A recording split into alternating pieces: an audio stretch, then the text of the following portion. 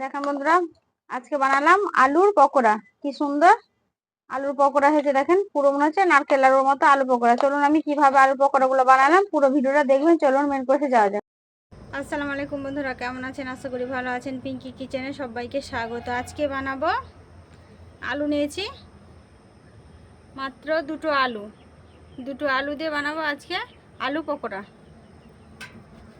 দেখতে থাকুন আমি কিভাবে বানাচ্ছি আলু পকোড়াগুলো, স্কিপ না করে পুরো ভিডিও দেখবেন। দেখার জন্য অনুরোধ রইল। আলুগুলো আমি ছিলে নেব। দেখেন বন্ধুরা, আলুটা আমি ছাড়িয়ে নিয়েছি। ছাড়িয়ে নিয়ে একেবারে আমি গ্রেট করতে লেগে গেছি। আলু দুটো আমি ছাড়িয়ে নিয়েছিলাম।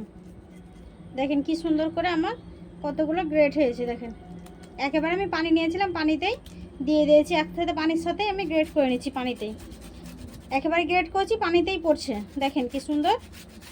পানিতে দেওয়ার কারণ হচ্ছে এটা লাল লাল হবে না। দেখেন কত সুন্দর হয়েছে। দেখেন কি সুন্দর করে গ্রেট করে নিচ্ছি। আলু দুটো আমি ছাড়িয়ে নিয়েছিলাম।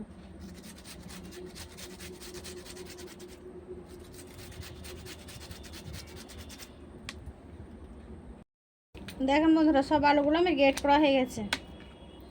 কতটা আলুগুলো হয়েছে দেখেন কি সুন্দর করে গ্রেট করা হয়ে গেছে। এবার আলুগুলো আমি 2-3 বার করে চিপে চিপে পানি বেল্টে ধুয়ে নেব। আরও ঠান্ডা পানিতে দেখেন দিয়ে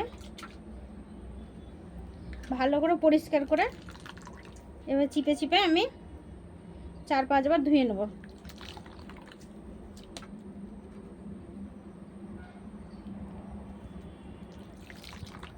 কি সুন্দর করে ধুয়ে নেব। দেখেন বন্ধুরা, আমি ধুয়ে নিয়ে চলে আসি। এগুলো ভালো করে কল থেকে ভালো করে ধুয়ে নিয়ে চলে আসবো। কত সুন্দর করে বন্ধুরা ধুয়ে নিয়ে চলে এসেছি। এবার আমি এর মধ্যে আবার একটা গামলি নিয়েছি। গামলিতে সব আলুগুলো আমি চিপে চিপে দিয়ে দেবো। ভালো করে চিপে নেব। একেবারে শুকনো শুকনো করে চিপে আমি সবগুলো ওই গামলিটার মধ্যে দিয়ে দেবো। দেখেন কি সুন্দর শুকনো শুকনো শুকনো করে নিতে হবে। সবগুলো আমি চিপে চিপে দিয়ে দেবো। ওগুলো আমি পানিটা ঝরিয়ে নিয়েছি। এবার দেবো, মাখিয়ে নেবো এবার গোলমরিচ গুঁড়ো। এবার দেবো স্বাদ মতো নুন, দেবো কর্নফ্লাওয়ার,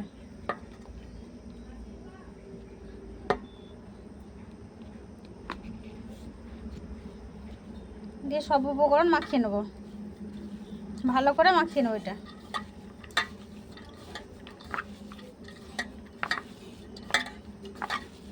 ভালো করে ধুলে 5-6 বার পানি পেল্টে ধুলে বন্ধুরা একবারে মুচমুচে হবে। কি সুন্দর মুচমুচে হবে আলুর পকোড়াটা। তার জন্য ভালো করে ধোয়ার সময় ভালো করে ধুতে হবে। আর অল্প করে দেবো কর্নফ্লাওয়ার।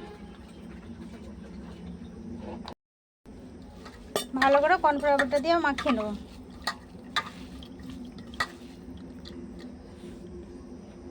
একেরটা ঢাকা দিয়ে 15 থেকে 20 মিনিট ঢাকাটা দিয়ে রেখে দেবো। যারা বেশি আলু পকোড়া খেতে ভালোবাসেন, আলু সব কিছু খেতে ভালোবাসেন, এইভাবে বিকেলে চায়ের সাথে খাবেন। এখন বিকেল হয়ে গেছে, তার জন্য আমি পকোড়াটা বানাচ্ছি। দেখুন কি সুন্দর। এবার ঢাকা দিয়ে রেখে দিয়ে 20-30 মিনিট পর আমি ফিরে আসছি। মিনিট পর ফিরে এলাম। উনুনটা জ্বেলে দিয়েছি। এবার একটা ফ্রাইং প্যান নিয়েছি, বসিয়ে দেবো। দেবো সাদা তেল।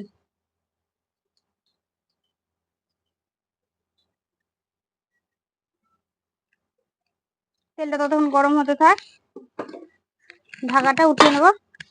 দেখেন কি সুন্দর এটা হয়ে গেছে।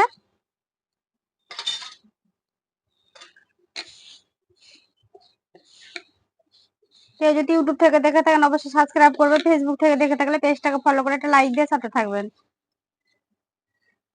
বিকেলে চায়ের সাথে আলু পকোড়া খেতে খুবই ভালো লাগবে।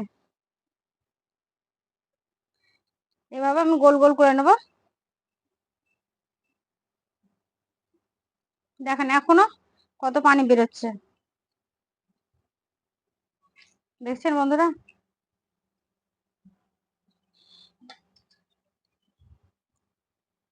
এটা আমি একটা একটা করে গোল গোল করে এটি ততক্ষণ রাখি তেলটা গরম হতে হতে, তাহলে একটা একটা করে ছেড়ে নেব।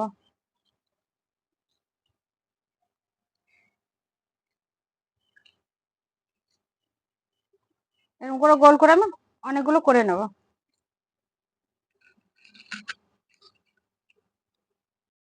পানি বেরোলো, অথচ আগে কত চিপে চিপে আমি দিয়েছি। এগুলো দেখেন কত সুন্দর নারকেল আলুর মতো আলু পকোড়া গুলো হয়ে গেছে।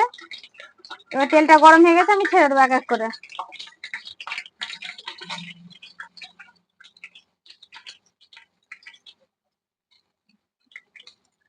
পুরো মনে হচ্ছে নারকেল লাড়ু। কি সুন্দর হয়েছে আলুর পকোড়া গুলো, নারকেল লাড়ুর মতো হয়ে গেছে।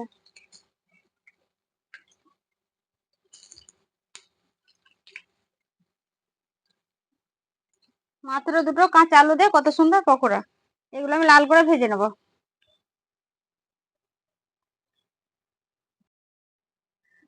দেখেন বন্ধুরা কত সুন্দর করে আমি ভেজে নিয়েছি। পকোড়া গুলো উঠিয়ে নেব।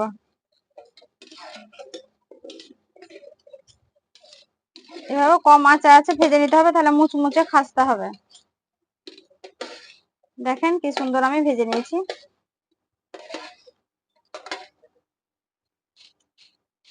আওয়াজ পাচ্ছেন কি খাস্তা খাস্তা হয়েছে। পুরো মনে হচ্ছে আমার নারকেল লাড়ু হয়েছে।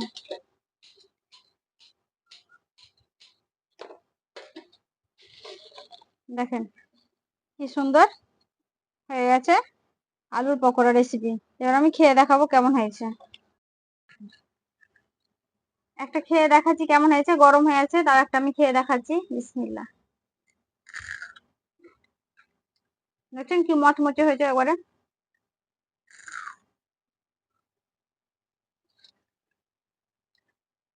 এভাবে বিকালে আলু পকোড়া খাবেন, দেখবেন কত ভালো লাগবে চায়ের সাথে। বিকেলে সন্ধ্যায় চায়ের সাথে খাবেন, এটা খুব ভালো লাগবে। এভাবে বানাবেন, আমি যেভাবে বানালাম। আলু পকোড়া খেতে দারুণ হয়েছে। দেখেন কি সুন্দর হয়েছে। এভাবে বানাবে। সুস্থ থাকবেন, সাবধানে থাকবেন। পুরো ভিডিও দেখার জন্য ধন্যবাদ।